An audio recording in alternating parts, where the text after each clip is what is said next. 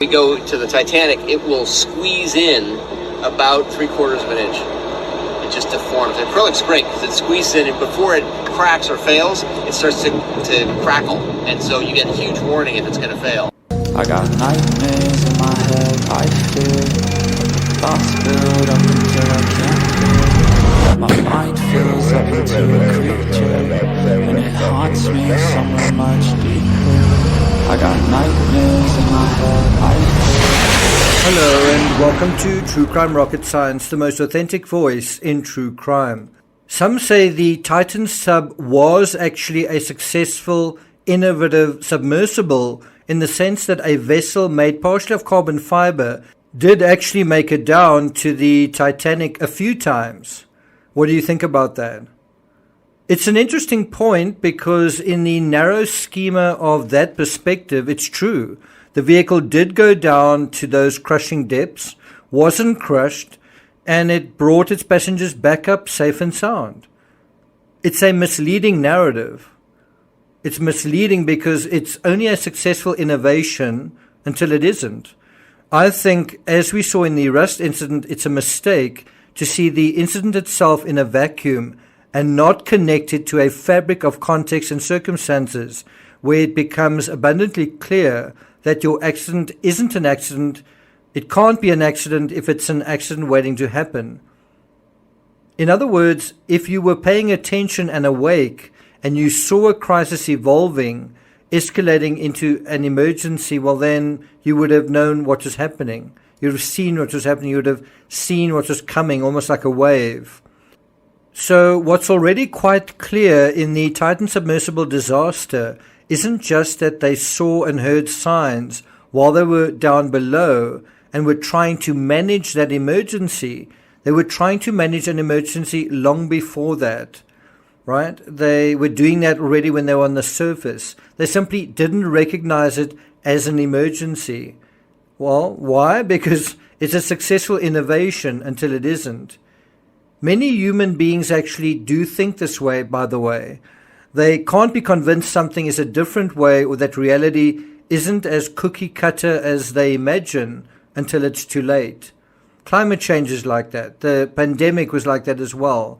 By the time you realize you were wrong and how wrong you were, you're dead. Health issues work like that often as well. We know from James Cameron that the approach on Titan was to listen to sensors warning them that the hull was starting to crack. Cameron told ABC News, "Give them a warning when it was starting to crack." And I think if that's your idea of safety, then you're doing it wrong. And this is the crux. That was their idea of safety. That's like eating ice cream until you get a severe chest pain and you say, okay, I can tell I'm about to have a heart attack. But you've been ignoring doctor's orders all along. Okay, I'll stop. But not all heart attacks come with advanced warning, and even those that do don't necessarily ask for an RSVP. So can you see, this submarine wasn't a successful, innovative submersible, and it was never going to be. Instead, it was always fatally flawed. And I want to take this narrative much further and get a lot more practical than we have thus far. But before we get to the rest of this episode, if you haven't already subscribed to the channel, please do. I'll give you a moment to do that. If you're enjoying this episode, please like, share, leave a comment. You can also hit the thanks button, and let's get started. So what do you think? Is the heart quite a good analogy for a vessel that is so worn down it eventually fails? You keep pushing it. Is it a matter that you're listening to the symptoms or that you start to ignore them? You start to just accept that they're there and see how far you can push it. And then when it does fail, it fails catastrophically. It's like getting a heart attack on the summit of Everest or while running the Marathon des Sables through the Sahara Desert or the Badwater through the Sierra Nevada. Another example of this would be you ride on bald tires and you say, well, when the tires start wobbling a certain amount, when the vehicle starts to shudder, oh, okay, then it's time. That's when I must be careful. Couldn't you have known? Shouldn't you have known? If multiple doctors or mechanics warned you and you continued regardless, did you not know? What makes this tragedy so tragic is the leadership figure And what is more symbolic of a leader than a CEO or a ship's captain, or even worse, the ship's captain who is the CEO? He's the one who ought to have known. He's also the engineer. He's also the designer and maker of the craft. And if you say he ought to have known, well, didn't he know? Didn't he know? And he was the one inviting folks, flocks of folks, dozens of paying guests into his death trap. If his attitude was wrong, if it was... So you just figured you'd come out here with no training of any kind and see how it went? Maybe I was sick of doctors telling me what I couldn't do. And bear in mind that is part of Stockton Rush's backstory, where doctors said that his vision was 2025 or something like that, and that was why he couldn't continue to pursue his real dream, which was to go into outer space, to be a military pilot. His dream had been scuppered before by what somebody else said, and he didn't want that to happen again. He was making it his life's mission for that not to happen again, to prove that he knew better, that he could do better, that he was better. And ultimately, this idea of having defective vision somehow seems to be even more broadly symbolic. Not being able to see in the real world and then not being able to see into your own situation. If his attitude was wrong, if it was, we'll just see how it goes, his engineering approach was also wrong. Look, I'm not an engineer, although my brother is. I'm not sure if that counts for anything. But I imagine even the most reliable submersibles do have different materials with different molecular structures and with different molecular coefficients. You can probably get away with using plexiglass in a submersible as long as your portholes are very small.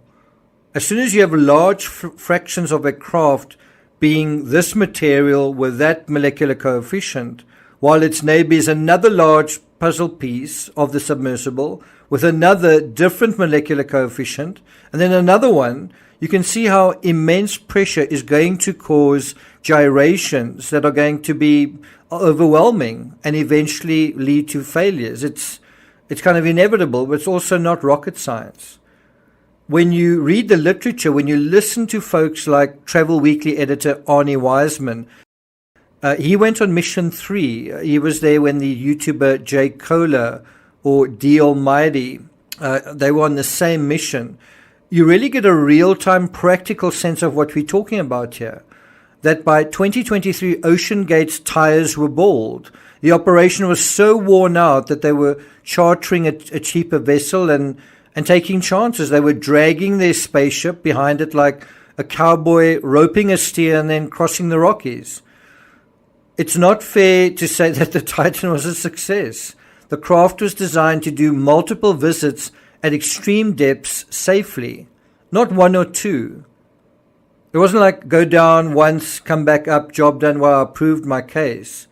And despite the quote-unquote mission specialist puffery, which may have actually been a tax scheme, it may have been about paying tourists, basically signing up as a member of staff, and the company getting a tax benefit. Well, Titan was really a commercial submersible. There aren't more than a handful of those in the world, and the submersibles that do exist aren't like first-class seats on an airline. By merely having such a big window of a particular material, which has different elasticity to the titanium surrounding it, and of course also very different to the carbon fiber and the resin. Remember, this is what Stockton Rush said about the plexiglass and how it deformed. To the Titanic, it will squeeze in about 3/4 of an inch.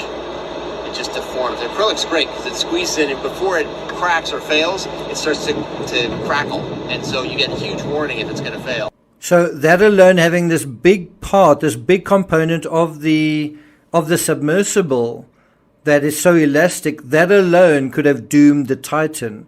What is strange is the CEO's inability to imagine failure when his own pilot, P.H. Nargolay, seemed resigned to it. Nargolay told Travel Weekly editor Arnie Wiseman that he wasn't worried about what would happen if the structure was damaged or failed at the bottom of the sea. He said, under that pressure, you'll be dead before you know there's a problem. And he apparently said that with a smile. It's clear that OceanGate shouldn't have been doing what it was doing. That's what James Cameron told Reuters. Cameron also declined an invitation from the CEO, from Stockton Rush, to go diving with them this season. Can you believe it? Cameron described OceanGate's use of carbon fiber hull as fundamentally flawed, that he just shouldn't have been using it in the first place, and said he'd warned another company several years ago against using that same design principle. And he says he's sorry for not speaking up more this time round. And he says, now because of that, there's one wreck lying next to the other wreck for the same damn reason. Now think about this. If Cameron regrets not speaking up, what about the OceanGate staff that could have and should have? Besides Lockridge in 2018, weren't there any other engineers on board who knew better? Did they know better and yet allow the endless PR puffery to go out while the CEO himself was doing road shows, towing along the Titan across the America's highway system? According to NPR, Cameron stressed that deep submergence diving is a mature art. Let's listen to that. Deep submergence diving is a mature art. From the early 60s, where there were, a few accidents, nobody was killed in the deep submergence, until now, is more time than between Kitty Hawk and the flight of the first 747. So if we haven't improved over that period of time, we have improved drastically over that period of time.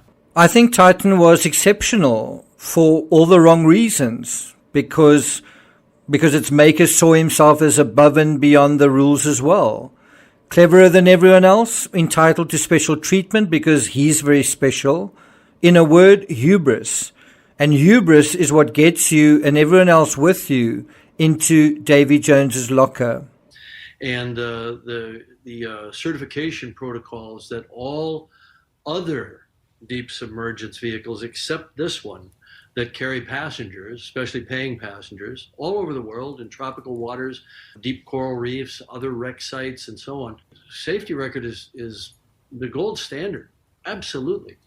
Not only no fatalities, but no major incidents requiring all of these assets to converge to a site. So you hear him there describing modern submersible technology as a mature art. He describes the innovation narrative for submersibles as being longer and better and safer than the advances made between Kitty Hawk and the DC-3 and, the first 747. And it's possibly because the CEO was an aviation guy that he took this sort of maverick approach into the depths with him. The right approach in extreme situations like this is conservative maturity, proven design, not breaking the rules.